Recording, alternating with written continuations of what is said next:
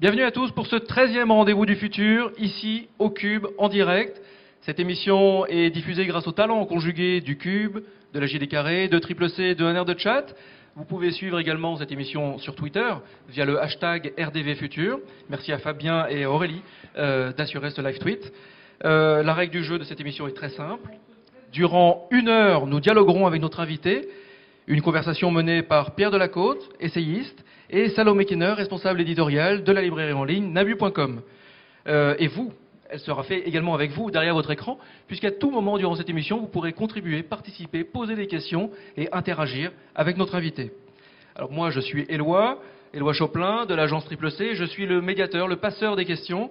Dans cette émission, vous retrouverez également la chronique d'Alexis Botaya, ce défricheur pour un point route du futur, avec notre partenaire Sun Sun Sun. Cette émission a été préparée avec Rémi Hoche et Stéphanie Fraisse du Cube. Vous êtes très nombreux à suivre cette émission à chaque fois. Soyez-en remerciés. Alors après Joël de Ronet, notre parrain, Claude Nieret, Jacques Attali, Bernard Werber, Françoise Keuten, Jean-Pierre Dionnet, Serge Tisseron, Didier Van Covellart, Odile Deck, Gilles Clément, et puis après un duo d'experts de la mobilité avec Bruno Marslov, Daniel Kaplan, et une émission très spéciale avec Jérémy Rifkin, Hors les murs. Nous poursuivons notre exploration des futurs en compagnie de vigies de notre époque, et nous sommes très heureux de recevoir aujourd'hui un ambassadeur du savoir scientifique et un grand humaniste, Axel Kahn. Bonjour, merci beaucoup de vous prêter au jeu de cette émission. Et laissez-moi vous présenter juste en quelques mots. À l'instar de tous les invités que nous avons reçus au Cube, dans cette émission, vous ne rentrez dans aucune case. Ces cases qui rassurent, ces cases qui cantonnent, ces cases qui cadrent. Vous êtes médecin, mais vous êtes aussi généticien, essayiste, scientifique, et puis quelque part philosophe, historien également. Mais vous êtes surtout un observateur attentif de votre époque. Vous avez été directeur de recherche à l'INSERM, directeur de l'Institut Cochin, président de l'Université Paris-Descartes. Les médias vous apprécient particulièrement car vous avez ce talent rare de rendre abordables des choses très complexes, notamment la responsabilité de l'homme, notamment la génétique, bien sûr, mais aussi parce que vous savez vous faire entendre. Vous savez faire entendre un point de vue, vous savez être un acteur de votre temps. Merci encore d'avoir accepté cette invitation et je vais m'octroyer le privilège de la première question. Car nous avons reçu beaucoup de questions sur le chat, sur Twitter également et Facebook. Beaucoup de questions qui tournent sur un point. On parle beaucoup en ce moment du projet de traité ACTA. Ce traité ACTA qui, au-delà de protéger le droit d'auteur ou les ayants droit, légitimerait la propriété intellectuelle sur le vivant. Alors je voulais juste vous poser cette question. N'avez-vous pas peur des dérives et des répercussions que pourrait avoir ce traité sur la thérapie génique ? Ça fait très longtemps que se pose la question de la propriété intellectuelle et industrielle sur les séquences génétiques. J'ai moi-même participé à une discussion, mon adversaire étant à l'époque la directrice des NIH américaines qui avait pris l'initiative avec Craig Venter, un grand généticien, qui avait pris donc l'initiative de demander la protection par brevet de centaines, puis bientôt de milliers de séquences de gènes humains.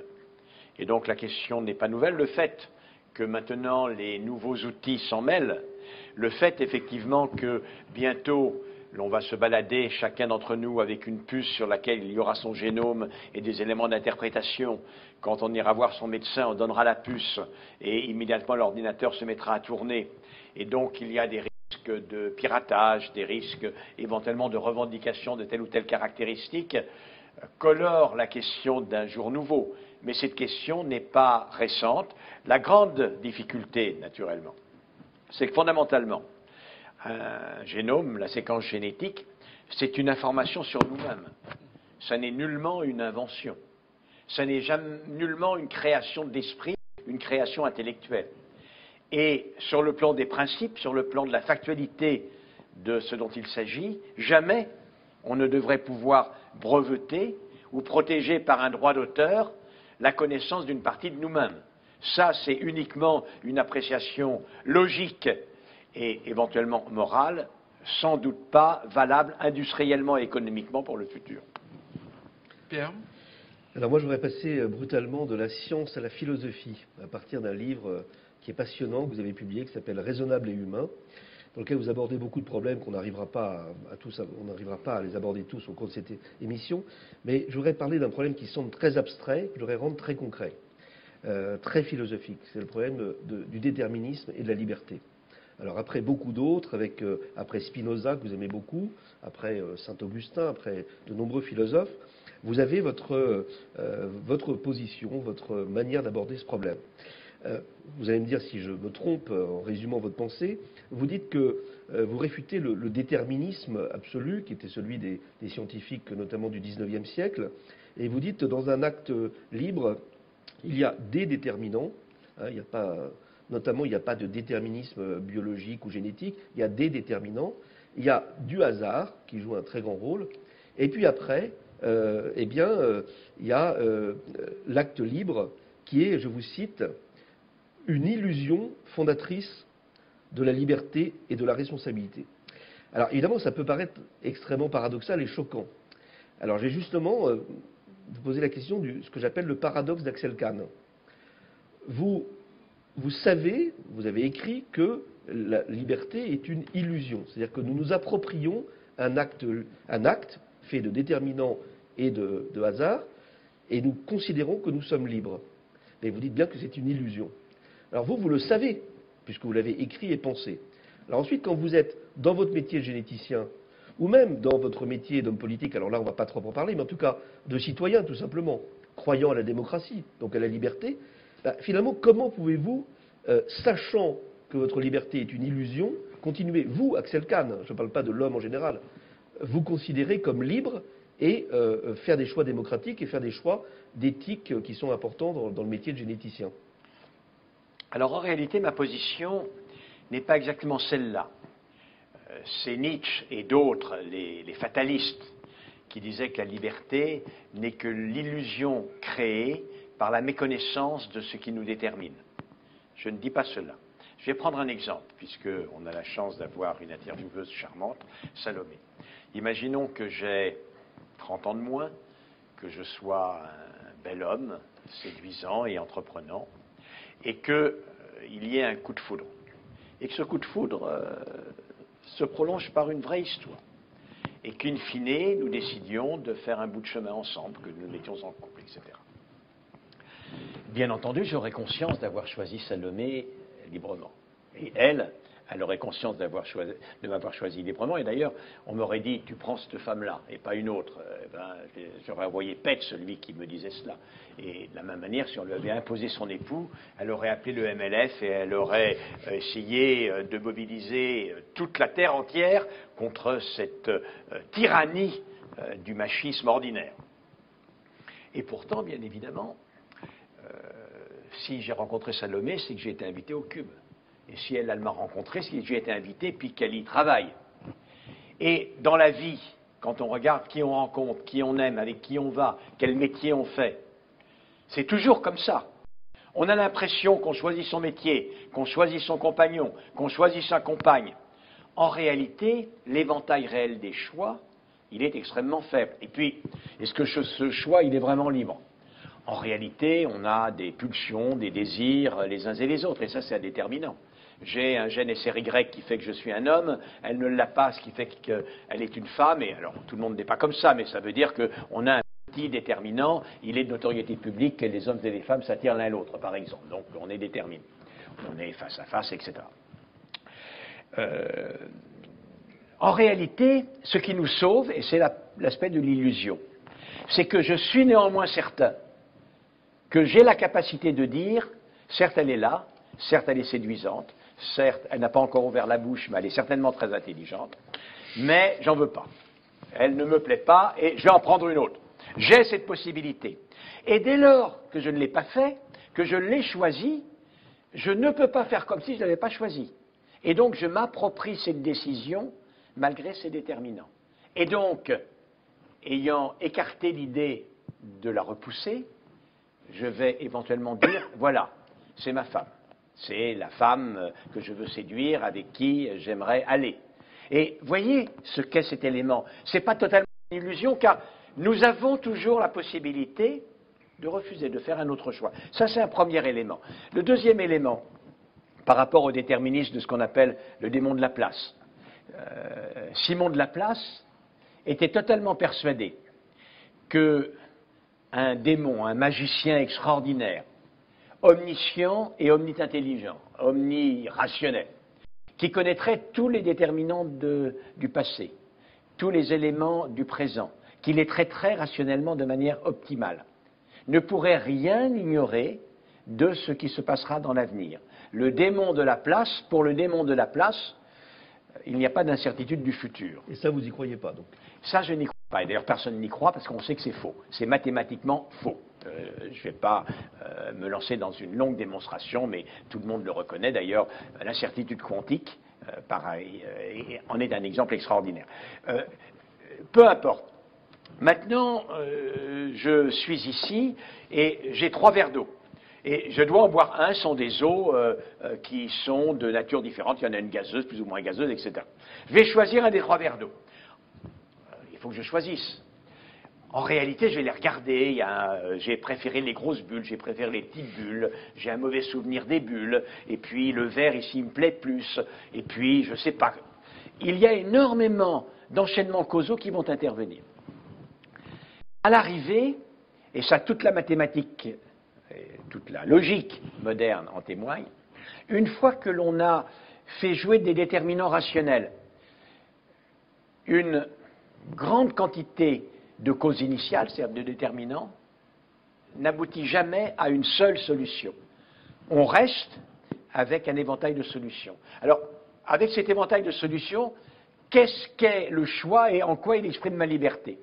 En réalité, ça c'est ma théorie, on choisit totalement au hasard. À ce moment-là, on choisit au hasard, mais on sait qu'on aurait pu faire un autre choix, qu'on dit c'est mon verre, c'est moi qui l'ai choisi, je suis responsable de ce que je l'ai choisi. Voilà ce qu'est la liberté pour moi. Alors, donc vous dites déterminisme plus au hasard, mais par contre, il n'y a pas réellement de liberté, il n'y a pas de libre arbitre, il n'y a pas de bien et de mal, par exemple. Il y a en fait totalement une liberté, puisqu'on a la possibilité de ne pas faire. Et ça, vous savez, le fait qu'on a la possibilité de faire autre chose, en réalité, c'est ce qui fonde la responsabilité. Je prends toujours dans le domaine que j'ai commencé à être léger. Il faisait un petit tour printanier. Salomé est vraiment ravissant. Imaginons que je sois atteint d'un mal particulier, que je sois un obsédé sexuel, et que je ne puisse pas me retenir. Je lui saute dessus et je la violente. Si vraiment les psychiatres montrent que je ne pouvais pas faire autrement que lui sauter dessus, je ne serais pas condamné. Parce que je ne serais pas responsable. En revanche, je suis attiré par elle, c'est une pulsion. Cela dit, je peux faire autre chose. Et donc, si néanmoins je lui fais violence, alors je serai jugé, condamné, parce que c'est en tant qu'être libre, ayant la possibilité de refuser ses déterminants, que j'ai agi et j'en suis responsable. Donc, cet élément de liberté, il fonde la responsabilité. Et en réalité, il fonde l'humanité. Pour quelle raison? C'est quelle différence y a-t-il entre un chat moyen et vous? Le chat moyen, il est extraordinaire, il est plus habile, il est plus souple que vous, il est même beaucoup plus adroit pour attraper des petits oiseaux, des petites souris. La grande différence entre le chat moyen et vous, c'est que vous pouvez être responsable de ce que vous me dites. Éventuellement, si vous avez du pouvoir, du sort que vous me réservez, mais également du sort que vous réservez au chat, et également peut-être de l'aide que vous allez apporter à la petite souris, au petit oiseau. Alors que le chat, il n'est responsable ni de l'oiseau, ni de la souris, ni de lui, ni de vous. La responsabilité fonde l'humanité. Et la responsabilité exige que le déterminisme ne soit pas complet. Vous avez compris ? Tout à fait, mais je suis toujours pas d'accord, mais j'ai bien compris. Alors dites-moi pourquoi vous n'êtes pas d'accord. On pourra disserter éventuellement durant le reste de l'émission. Salomé, la parole, sinon on va être abusé. Oui, je vais prendre la parole et je vais ramener le débat à des considérations en quelques minutes. moins romantiques. C'était drôlement romantique. C'est vrai que c'est très compliqué de rebondir après ça. J'ai moins aimé la chute, mais je vais apprendre à me défendre. Alors je souhaiterais pour ma part commencer par une citation à laquelle vous faites parfois référence. Donc, savoir, c'est pouvoir, disait le philosophe François Bacon. Aujourd'hui, notre savoir et de fait notre pouvoir médical est important. Est-ce que notre sagesse a suivi la même évolution? Est-ce que notre raison a suivi la même évolution? Au service de quoi le progrès est-il aujourd'hui mis? Il y a plusieurs questions. Si possible, en 2-3 minutes. Ouais. Plusieurs questions. Premièrement, est-ce que la sagesse suit le savoir technologique? La réponse est non. Si nous parlons, comme on le fait des ordinateurs, des nouvelles technologies de l'information et de la communication, du génome, etc., les références dans un article, les références significatives sont des références de 5 ans, 10 ans, 15 ans. Maintenant, si je parle de l'amour, de la haine, de la beauté, de la justice, ce qu'en dit le philosophe moderne, Sloterdijk par exemple, est important, mais ce qu'en a dit Platon n'était pas totalement insignifiant, non plus que Aristote, non plus que Plotin, etc. Donc on se retrouve avec un homme qui suit deux corpus. Un corpus des connaissances infiniment cumulatif tel que toute référence très ancienne est non significative, et un corpus de l'action bonne, qui est l'objet de la morale, qui lui a la particularité d'évoluer tellement peu vite que ce qu'a dit un homme ou une femme, il y a quelques millénaires, c'est surtout des hommes, il y a 2000 à 2500 ans, est aussi significatif que ce qu'a dit le philosophe moderne. Ça, c'est la nature humaine qui est comme cela. D'accord, mais quand on regarde les scandales médicaux révélés, qui sont de plus en plus nombreux, on peut se demander est-ce qu'aujourd'hui la recherche du profit l'emporte peut-être plus qu'avant sur la santé? Alors je vais vous dire, je crois qu'il y a toujours eu une recherche du profit. Je crois que c'est un fantasme de considérer que c'est récent. Alors aujourd'hui, ça a pris des proportions terribles et on essaye de tout ramener à sa valeur comptable. Et je lutte contre cela. Mais Lavoisier, il travaillait, c'était pas pour le profit, mais enfin il travaillait pour faire de la poudre et il répondait aux commandes du roi. Le grand Louis Pasteur, bienfaiteur de l'humanité, disait il y a les mêmes rapports entre la recherche fondamentale et la recherche appliquée qu'entre l'arbre et les fruits. Et il a été le premier à prendre tout plein de brevets, à travailler pour les brasseurs, pour les tisseurs de soie, etc., etc. Et aussi loin qu'on remonte, dès que la science a pu avoir une application, on voit cet élément. Et auparavant, la création, la science, c'était pas pour le profit, mais ils avaient besoin de mécènes extrêmement généreux pour pouvoir travailler, car de toute façon, il n'y avait pas de financement public de leur recherche à l'époque. Donc le phénomène n'est pas tellement récent. Ce qui est récent, c'est que toutes les valeurs tendent à être amenées à leur contrepartie financière. Ça, c'est le monde moderne. Je vous propose d'inaugurer une nouvelle séquence dans cette émission. Chouette. C'est une... on inaugure à chaque fois de nouvelles séquences, mais là, c'est une petite pastille. Nous avons eu un entretien avec Jérémy Rifkin il y a 2 semaines. Moi, je l'ai déjà affronté comme ça en tête-à-tête, c'était pas triste. C'est pas triste. Alors là, j'espère que ce ne sera pas triste. Ce sera même gai. Nous allons vous montrer un court extrait, 42 secondes précisément, de cet entretien avec Jérémy Rifkin, et nous vous proposerons de réagir juste derrière.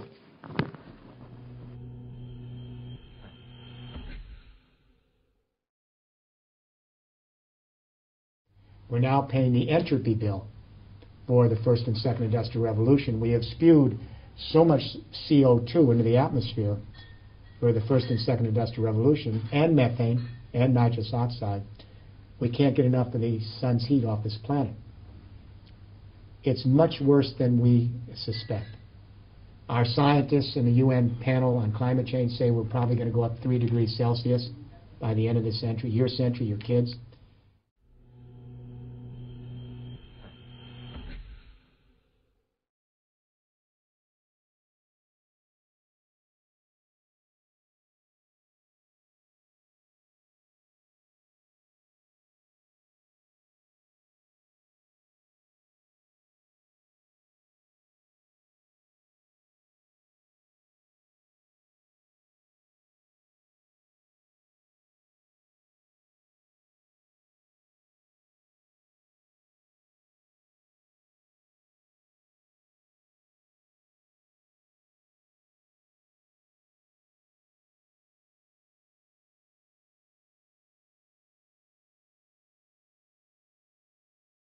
Sun's heat on this planet.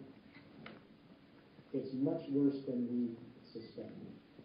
Our scientists in the UN panel on climate change say we're probably going to go up 3 degrees Celsius by the end of the century, your kids. Est-ce que vous avez un petit mot suite à ce constat qui est quand même particulièrement sombre Non, il y a 2 choses. D'abord, il y a une évidence. C'est vrai que, sans doute, je n'accorde pas, je l'aime bien le personnage, mais je n'accorde pas tout à fait crédit à ce qu'il dit. Claude Allègre n'a pas raison et l'activité humaine est responsable en effet d'une partie importante de l'effet de serre par l'agriculture, par l'industrie, etc., etc. Et dans ce cas-là, responsable du réchauffement climatique et par conséquent, mais même en dehors de cela, l'homme est responsable d'une importante pollution. Ça, ce qu'il dit là, tout le monde le dit, je le dirais tout à fait comme lui. Et par conséquent, l'injonction qui était celle du philosophe écologiste Hans Jonas fait en sorte de léguer à l'humanité une terre compatible avec l'épanouissement d'une vie authentiquement humaine, n'a jamais été une injonction aussi pertinente qu'aujourd'hui. Maintenant, et c'est une caractéristique de Jérémie, c'est un peu un imprécateur, c'est d'ailleurs son précaré en quelque sorte. Et lorsqu'il annonce que la vie humaine pour commencer et l'autre vie va disparaître sur la Terre, il va vite en besogne. La vie est beaucoup plus résistante que cela. La vie, par exemple, prolifère dans des conditions absolument incroyables autour de Tchernobyl, même là où il y a eu des taux d'irradiation incroyables. Il y a eu dans l'histoire des épisodes de réchauffement climatique et de glaciation où il y a eu des déperditions, des disparitions massives d'espèces. Et puis la vie est réapparue. Donc il n'empêche que nous mettons nos arrière-petits-enfants en danger et qu'il faudrait bien qu'on fasse attention. Je n'irai pas jusqu'à cette prévision à la Cassandre de Jérémie Rifkin, indiquant que nous nous préparons à supprimer toute forme de vie de la surface du globe. Donc il faut... Juste Salomé, pardon, juste pour réagir. Oui, dans son dernier ouvrage, donc la troisième révolution industrielle, Jérémie Rifkin dit qu'Internet et les technologies numériques permettraient de mettre en place une révolution énergétique. Est-ce que, comme lui, vous pensez que les technologies numériques peuvent apporter des solutions, notamment, par exemple, aux nouveaux dangers sanitaires auxquels on serait confronté? Moi, je suis sceptique. C'est merveilleux, vos technologies, elles sont extraordinaires, évidemment.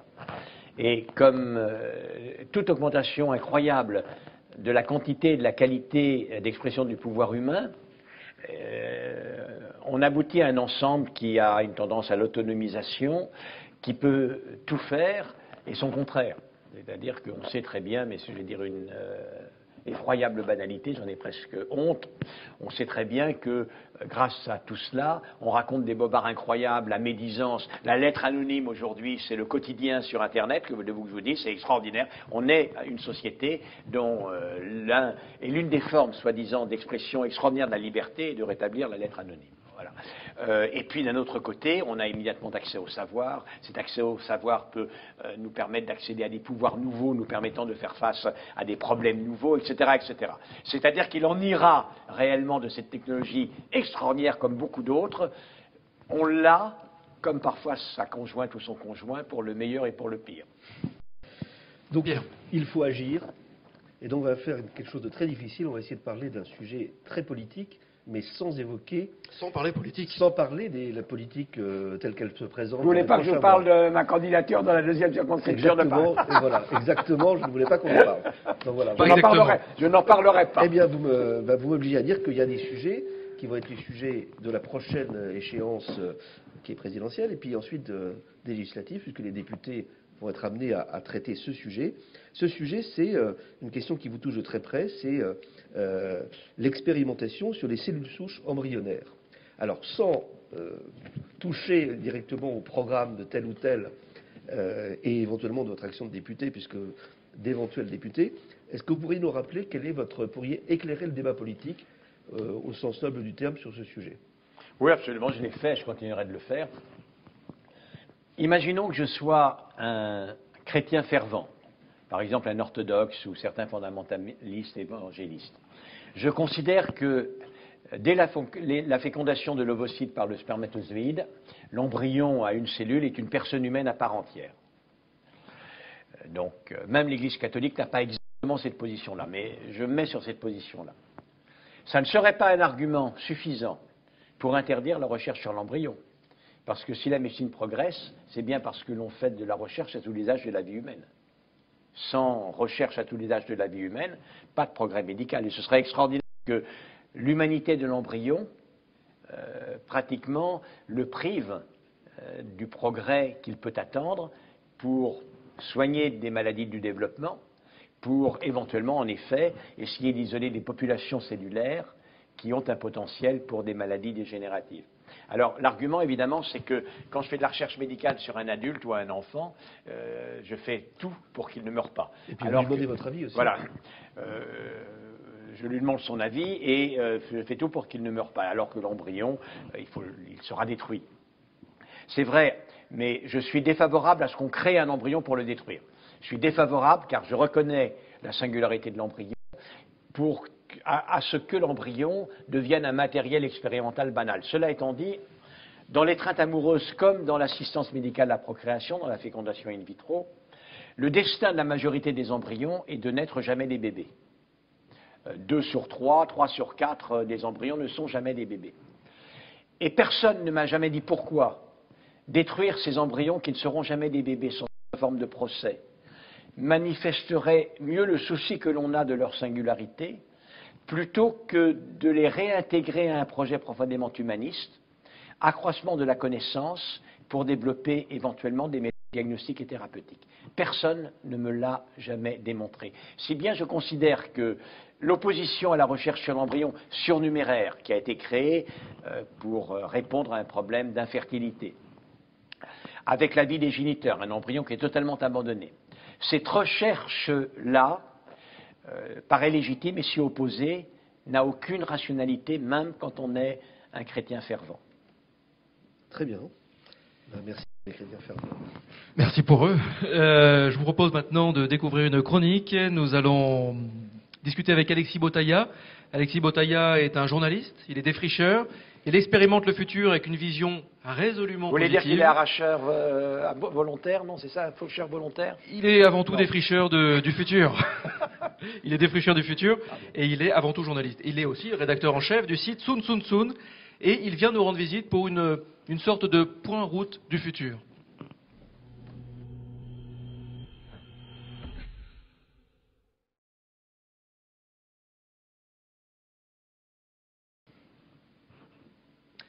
Alexis, bienvenue. Bonsoir. C'est à toi. Bonsoir à tous. Bonsoir professeur. Bonsoir. Alors non, je ne prendrai pas position pour ou contre les OGM et je ne suis pas faucheur volontaire. Pas ce soir, c'est pas le moment. Pas ce soir en tout cas. Pas de politique. Je suis là pour vous présenter un peu, faire un petit point route très très rapide du futur et de tout ce qu'ont détecté les éclaireurs de Sun Sun Sun sur le site internet. On va parler médecine très rapidement. Demain, est-ce que la reproduction, on en a rapidement parlé, ne sera pas une reproduction artificielle? On sait aujourd'hui que des designers sont en train de travailler sur des incubateurs pour fœtus, pour pouvoir externaliser la grossesse. On sait qu'il y a des projets qui sont en cours d'échographie qui permettent de garder l'échographie sans arrêt toute la journée pour voir son bébé comme s'il était dans un aquarium. Donc il y a des choses qui avancent sur cette voie-là. Demain, est-ce que la bio-impression n'existera pas? La bio-impression, ça permet d'imprimer des organes exactement comme on imprime aujourd'hui un livre. Il y a des recherches qui sont en cours là-dessus. Est-ce que demain ça existera? On peut aujourd'hui créer des organes sur des boîtes de pétri. Vous voyez une oreille ici, mais qui a été créée à partir d'une matrice et qui permet ensuite de remplacer une oreille qui manquerait sur quelqu'un qui l'aurait perdue. Une question se pose également. Pour avoir vraiment été créé in vitro, j'en crois pas un autre mot. Elle est sur une matrice, les cellules se développent dessus, je crois. Elle est bien faite, c'est vrai. On se pose également des questions sur la question de la vie prolongée, voire même de la vie éternelle. Vous avez certainement entendu parler des prouesses de l'équipe Avenir INSERM de Montpellier, qui est parvenue à rajeunir des cellules in vitro, des vieilles cellules, et de les rajeunir. Et ça pose évidemment une question. Si à 120 ans, à 150 ans, à 180 ans bientôt, vous avez le cœur de vos 30 ans, qu'est-ce qu'on fait de vous? Est-ce qu'on vous fait travailler? Il y a toute une question de modèle social derrière. Aujourd'hui, on fait déjà travailler des grands-mères, comme vous le voyez ici, chez Golden Hook. Travaillent à coudre un petit peu, elles coudent des bonnets pour, en gros, des trentenaires, des quarantenaires qui s'achètent ça sur Internet. On fait travailler déjà aujourd'hui les vieux très longtemps. Il est possible également que demain, on puisse créer des objets moitié organiques, moitié minéraux. Vous voyez une lampe ici développée par le designer Joris Larman qui fonctionne avec des cellules de hamster enrichies de gènes de verre luisant et qui émet une bioluminescence quand elle est traversée par un courant. Est-ce que demain, chacun, on en a parlé de l'ADN, est-ce que demain, chacun pourra lire dans son ADN comme il dit dans un livre C'est déjà possible aux États-Unis. Des laboratoires permettent de décrypter votre ADN à condition de leur envoyer des extraits de salive. Il y a également des bijoux, comme les bijoux de DNA Dream. Vous leur envoyez les poils de votre chien, ils les mettent sous la forme d'un bijou en forme d'ADN. Donc on est aujourd'hui capable de l'extraire et d'en faire quelque chose. En matière d'intelligence artificielle, pour terminer, certains se sont déjà fait piéger sur des sites de rencontres. Ils sont tombés amoureux d'un robot. Et ça arrive, il est difficile aujourd'hui de les distinguer. On avait jusqu'à maintenant un test qui permettait de déterminer si vous étiez en train de discuter avec un robot ou un être humain. C'était le test de Turing. Le problème, c'est que ce test a été passé avec succès par le logiciel de chat Cleverboot. Donc on ne sait plus trop aujourd'hui distinguer un robot d'un être humain, en tout cas quand on discute sur un chat avec lui. Ah, il est séduisant celui-là, hein. Moi je tomberais bien amoureux. S'il vous plaît, je peux vous donner ses coordonnées. Hein, si vous Peut-être voulez. mieux qu'un homme, finalement. Il y a également des robots aujourd'hui qu'on développe qui sont capables de jouer au foot avec vous et qui sont certainement meilleurs que vous et qui gagneront peut-être la prochaine Coupe du Monde. Il existe aujourd'hui la Robot Soccer Cup, la prochaine est en juin 2012 et vous pouvez les voir ici en pleine démonstration. Dernière chose, l'homme bionique, Steve Austin, tout ça n'était peut-être pas un mythe et peut-être qu'il existera demain. Vous avez ici une photo d'une possessed hand, c'est-à-dire une main branchée sur un ordinateur qui permet à cette personne de jouer de la harpe sans savoir en jouer. Est-ce que demain nous serons tous des Beethoven sans savoir même lire une partition? C'est une possibilité. Est-ce que ce serait le rêve pour autant? Merci beaucoup Alexis. Professeur, une petite réaction. Alors il a été dit beaucoup de choses. Une petite réaction sur ces fœtus qu'on peut voir en permanence, sur ce rajeunissement des cellules, sur Les hamsters, les vers luisants, Alors, il y a les des robots qui jouent au foot. Voilà. Il y a des choses qui sont tout à fait probables, voire évidentes. Oui, les robots apprendront à jouer au foot. Oui, la robotique fera des progrès tout à fait considérables. On pourrait même imaginer la formation psychologique d'une société de robots. On peut très bien, effectivement, l'envisager. Il y a des choses qui sont certainement possibles, mais il faudrait se demander si c'est vraiment un progrès. Par exemple, regarder 24 heures sur 24 comme un poisson rouge son bébé par échographie. Honnêtement, je déconseillerais fortement de s'engager dans cette voie-là parce que ça va devenir lassant. Déjà, les poissons rouges, c'est embêtant, mais enfin, le fœtus, c'est encore pire.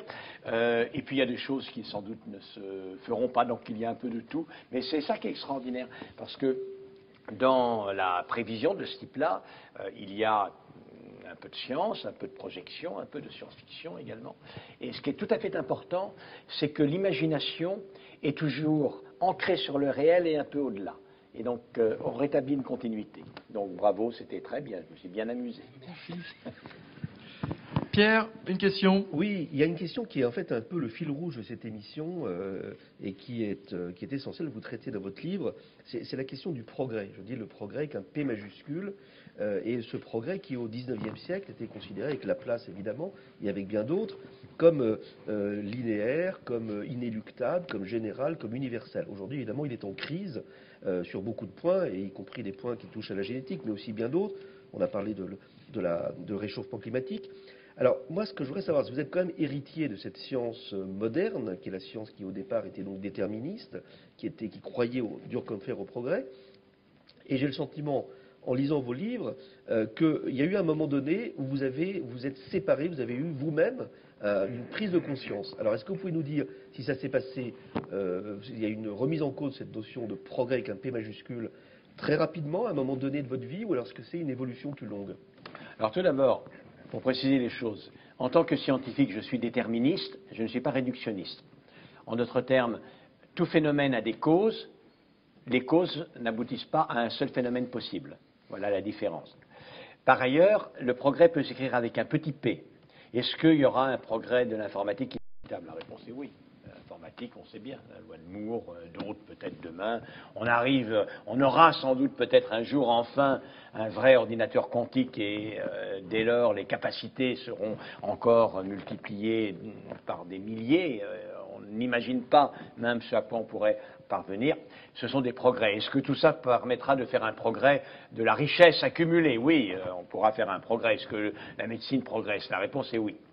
Maintenant, progrès peut s'écrire avec un grand P. C'est-à-dire, est-ce que tous ces progrès cumulés sont promesses certaines, pas forcément linéaires, mais promesses certaines, comme le croyaient les hommes des Lumières, les hommes du XIXe siècle, de progrès pour l'homme, c'est-à-dire d'amélioration du bonheur humain, d'amélioration des conditions, des chances d'épanouissement optimal de l'humanité qu'il y a en chacun d'entre nous. Ça, nos ancêtres l'ont cru. Ils ne se sont pas tellement posé le problème de la finalité de tout ça, ça allait de soi. Et vous-même, vous y avez cru? Moi, moins, à partir du moment où je me suis posé la question. Parce que, d'une certaine manière, considérez, jusqu'au XXe siècle, vous regardez Pasteur, vous regardez le progrès, il n'avait eu que des effets bénéfiques, on pouvait croire ça. Mais le XXe siècle, il est extraordinaire. Car le XXe siècle, c'est toutes les promesses et toutes les menaces du progrès. C'est évidemment tout ce que l'on a dit sur l'informatique, sur les engins spatiaux, sur la maîtrise par les femmes de leur fécondité, sur l'augmentation de la longévité, etc. Progrès extraordinaire. Et puis, et très lié au progrès technologique, ces deux guerres mondiales extrêmement technicisées, c'est ce dont parlait Jerry Rifkin, la pollution, l'effet de serre, le CO2, le méthane, c'est l'assèchement de la mer d'Aral, c'est etc., etc.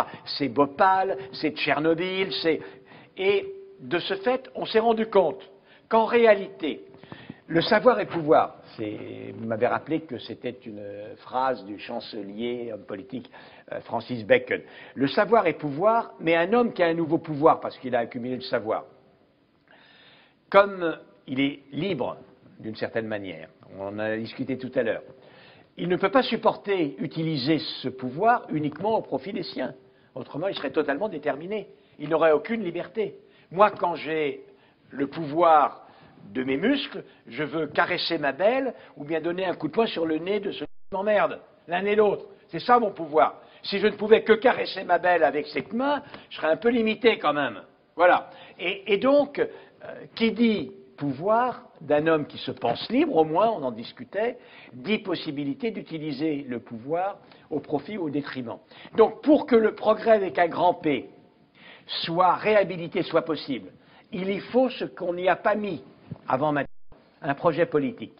Je veux dire, il faut que l'extraordinaire augmentation des capacités scientifiques, techniques et financières liées à la mobilisation de tous ces progrès soit mobilisée pour un objectif au centre duquel il y a en effet, aujourd'hui et demain, ici et ailleurs, l'épanouissement de l'homme. Mais pour vous, c'est passé dans quelles années à peu près cette prise de conscience? Dès que je me suis interrogé sur cette question-là. C'est-à-dire que, vous savez, j'ai été comme tout le monde à un moment donné, un jeune scientifique n'ayant rien de plus pressé que de montrer combien j'étais capable de faire avancer rapidement ma science. Mais mon père était philosophe. Et moi, la philosophie, je suis tombé dedans un peu comme Obélix dans la potion magique. Et donc, très tôt, je me suis rendu compte que c'était un peu moins simple que cela. Et que, notamment, si l'on voyait se développer toutes ces tendances, on va dire, d'hésitation sur le progrès, de manque de confiance dans le progrès, de pessimisme, voire de technophobie, c'était qu'il y avait une réaction d'amoureux déçus. On avait tant espéré du progrès des sciences et des techniques. On voyait qu'il avait effectivement obtenu des résultats magnifiques, mais qu'il n'était pas sûr que pour autant on soit demain plus heureux. Et donc ça force à poser la question, que faudrait-il pour que tout cela nous permette, peut-être sans doute, d'être plus heureux demain? Et est-ce que vous en avez parlé avec votre frère? Salomé. Avec votre frère, philosophe quand même. Vous en parlez de temps en temps. Alors j'en parle. Sur le progrès, on est tout à fait d'accord. Voilà. Salomé. Je vais ramener le débat sur le futur, puisque c'est quand même l'objet de l'émission. Ah, je croyais que vous alliez le ramener sur vous, ce qui me plaisait bien. Mais peut-être. Ça reste peut-être un futur.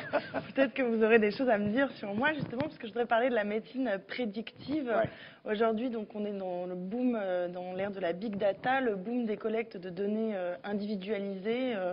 A permis de faire avancer un vieux rêve millénaire, donc qui est la médecine prédictive. Est-ce que c'est une ambition prométhéenne, ou est-ce que vous pensez que c'est une réelle avancée? Alors tout d'abord, ce n'est pas du tout nouveau non plus. Hein. Quand les pèlerins allaient écouter la Pythie de Delphes, c'était bien pour connaître l'avenir.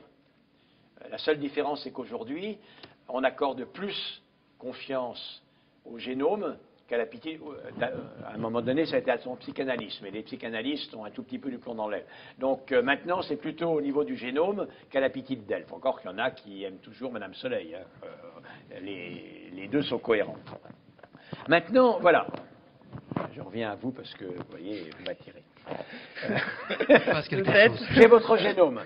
J'ai votre génome. Oui. Tout. Alors, et puis je suis vachement bon, je connais tout. Alors, je l'ai séquencé et je sais bien l'interpréter. Alors, vous savez, Salomé. Vous savez, Salomé, vous êtes une femme d'une fécondité remarquable. Si vous le voulez, vous pourrez avoir énormément d'enfants et ça se passera bien. Il y a des éléments qui me permettent de le dire. Il y a des éléments qui me permettent de dire également que si vous ne passez pas sous une voiture avant, ou bien si vous n'avez pas un accident, vous avez des déterminants pour vivre assez largement au-delà de 80 ans. En revanche, je sais que vous êtes fragile du foie et qu'il faut que vous fassiez très attention à tel type d'aliments. Voilà. Tout ça, sans doute, dans votre génome, sinon aujourd'hui, du moins demain, je pourrais l'approcher. En revanche, qui vous aimerait le mieux? Les grands, gros, obèses, blonds, bruns, petits, rablés, poilus, imbert, femmes. Donc, un homme incapable de le savoir.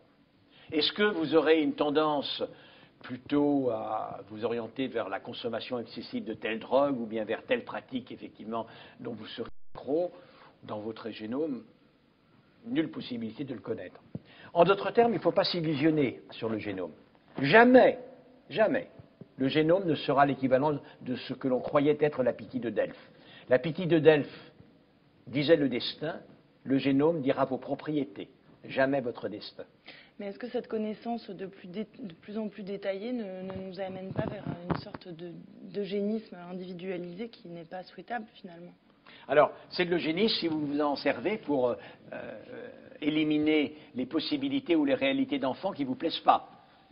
Donc, c'est de l'eugénisme si vous voulez vous en servir à des fins eugénistes. Ça ne l'est pas forcément. En revanche, ça pose problème. Parce que, imaginons que je sois votre employeur et votre assureur. Vous vous présentez et je connais votre génome, ou alors je ne le connais pas, mais vous le connaissez. Et vous cherchez à être assuré. Or, il y a une règle dans l'assurance. C'est que si vous masquez à l'assurance ce que vous savez sur vous-même, le contrat est caduc. Donc, vous êtes amené, et moi je suis, par cet intermédiaire, amené à savoir quels sont vos déterminants. Alors là, je vais vous dire, écoutez, vous avez, alors c'est l'inverse de mon pronostic de tout à l'heure, vous avez un risque vraiment important de faire un cancer du sein, et puis peut-être des Alzheimer à partir de 62 ans, et si vous voulez que je vous assure, ça va vous coûter la peau des fesses. Et si je suis employeur et que je sais ça, j'aurais trop peur d'avoir une perte de productivité parce que mon collaborateur sera un peu patraque trop souvent, et donc je ne veux pas vous embaucher.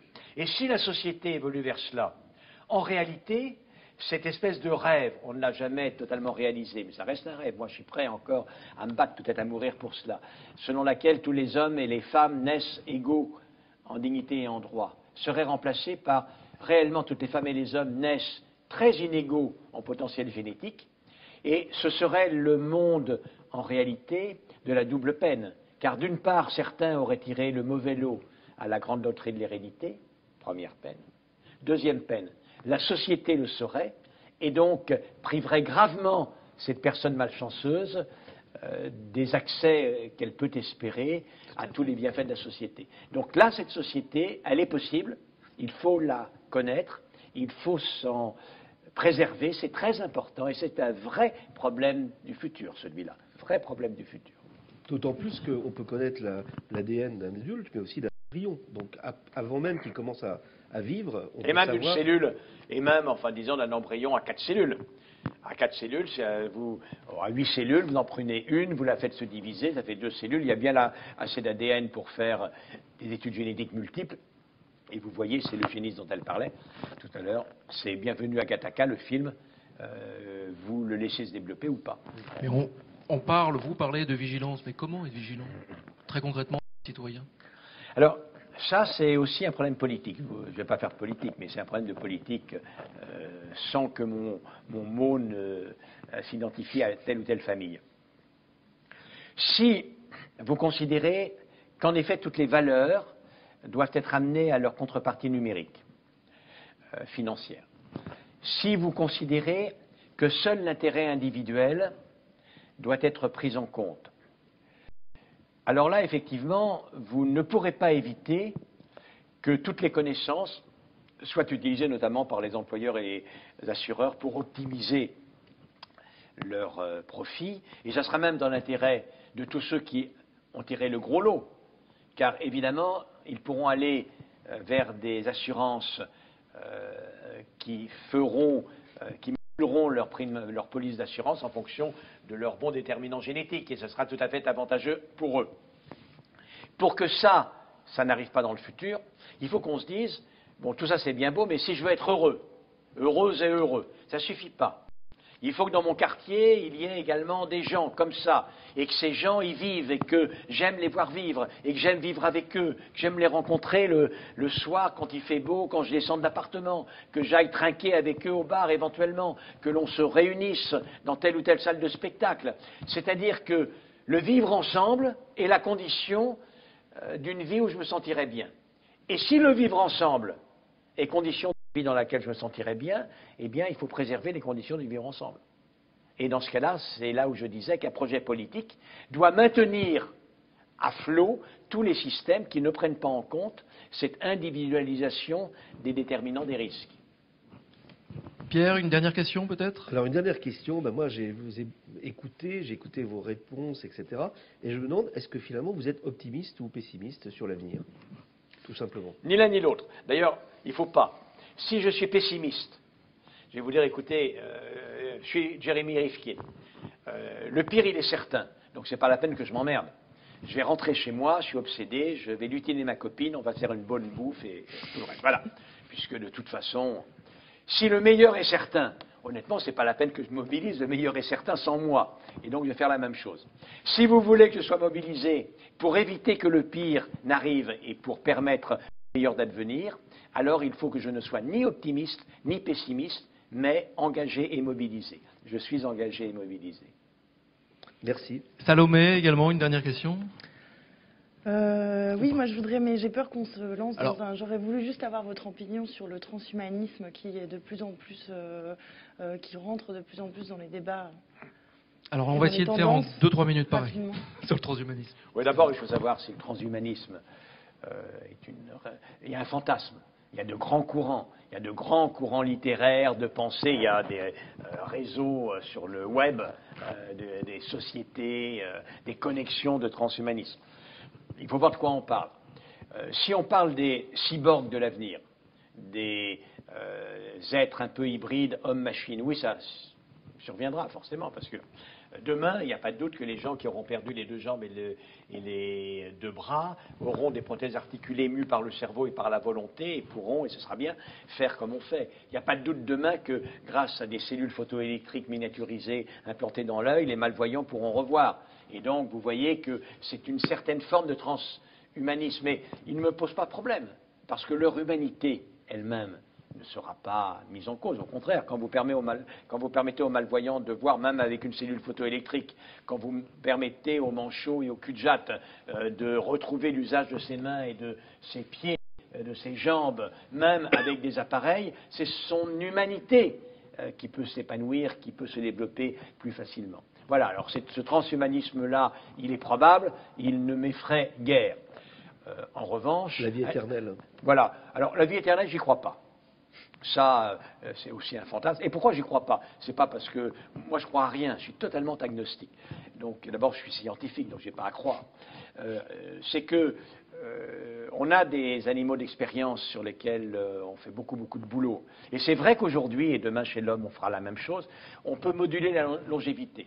On peut faire en sorte qu'une mouche qui vit 35 jours, vive 50 jours, 55 jours.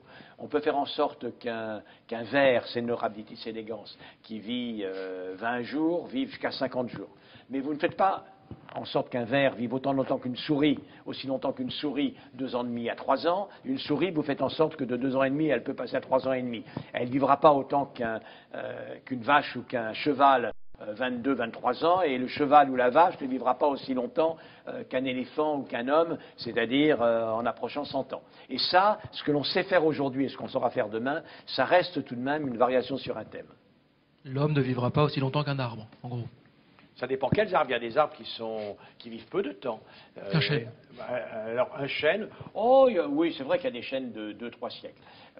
Mais il y a surtout des séquoias. Les arbres dont la longévité la plus importante sont les séquoias. Il y a des séquoias de 1000 ans. Eh bien non, je suis désolé pour vous. Vous le mériteriez compte tenu de vos qualités éminentes. Mais vous ne vivrez pas aussi longtemps qu'un séquoia. Merci professeur, l'émission touche à sa fin, le temps passe décidément très vite à vos côtés. L'émission touche à sa fin, nous avons une dernière séquence, une dernière partie. Ce sont des questions très courtes, des questions d'internautes et des questions de Twitter. Voilà, c'est un petit jeu, Alors, le petit jeu répondre à un rituel. tweet, il faut répondre en 140 signes, c'est ça? Exactement. Ce serait idéal.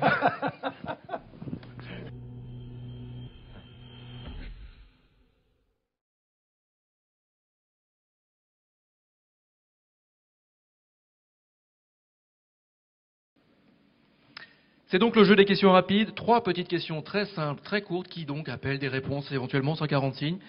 Ça peut être un challenge, un défi que je vous lance. Première question, question d'Alex. Quel conseil donneriez-vous à un jeune chercheur en début de carrière? Osez vouloir, vous pourrez peut-être. Là, je pense que dans les 140, on y est. Deuxième question, question de Jérôme. La pratique de la médecine telle que vous l'avez exercée pendant 20 ans vous manque-t-elle? Oui, sans doute, mais l'aventure que je vis me passionne. Et enfin, dernière question, pour vous, est-ce qu'écrire rime avec plaisir? Ah oui, sans aucun doute.